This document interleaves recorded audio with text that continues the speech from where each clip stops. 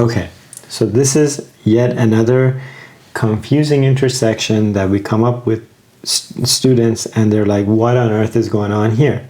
So we're coming down this road, and it's a bit of a steep hill here, and as they get to the intersection, they make their full stop at their stop sign.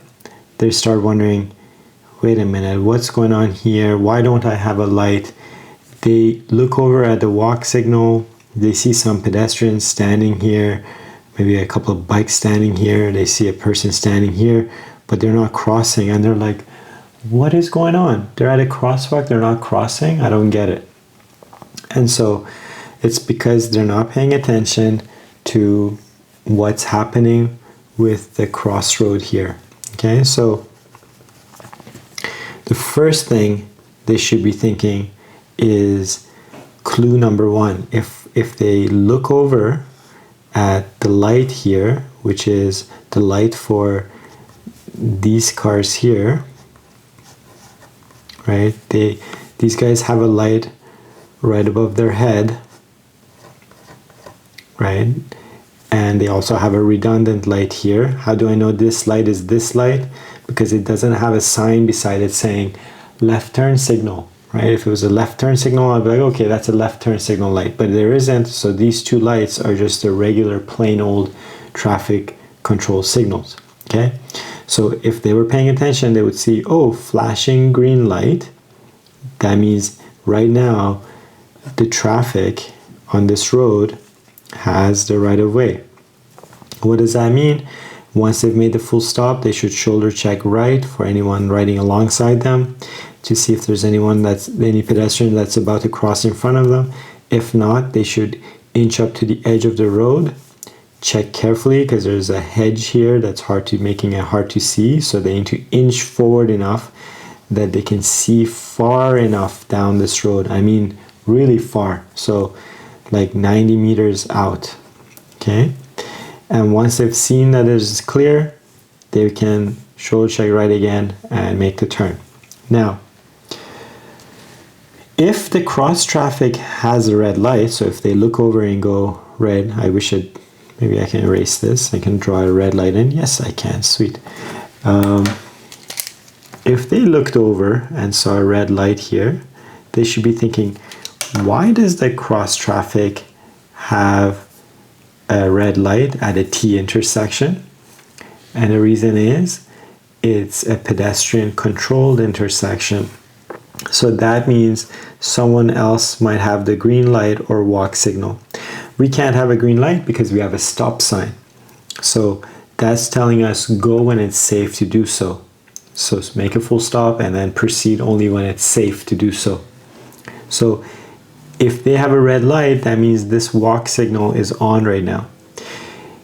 If I see that there's 13 seconds left and it's counting down to 0, and there's pedestrians crossing here or cyclists going through, I have to yield the way to them until they're walking away from my car or riding away from my car, right? But if they're walking towards this crosswalk, towards the path of my car, then I need to yield the way to them.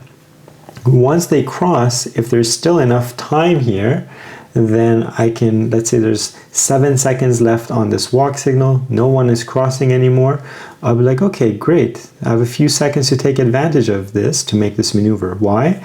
Because the light is going to stay red for these people, both sides, while this countdown signal is counting down to 0.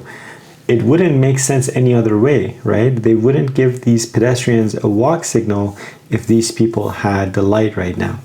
So we should pay attention to this clue here on the left to see if we can see the light for these guys coming this way, which would be the same light for these guys coming this way, because there's no sign saying that this light is anything other than a redundant light of this. Okay?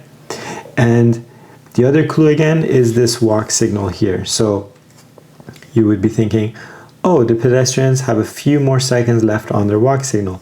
Maybe after they're done crossing, if there's still a few seconds left on the walk signal, I can make my turn before the cross traffic gets a green light again. Okay? So there's two scenarios there. I'm coming up, I see a flashing green light here instead of, so let me erase the red light once more. So I'm coming up and I see a flashing green light, not a flashing arrow, flashing green light. That's telling me this is a pedestrian controlled intersection. So whether there are people standing here or not, they've likely pressed a button. If they're not walking across, they're not jaywalking, they're obeying, they're standing there, then that means they've probably pressed a button. It's going to take a few seconds for this flashing green light to turn to a solid green light, which then it will change to a yellow and then a red.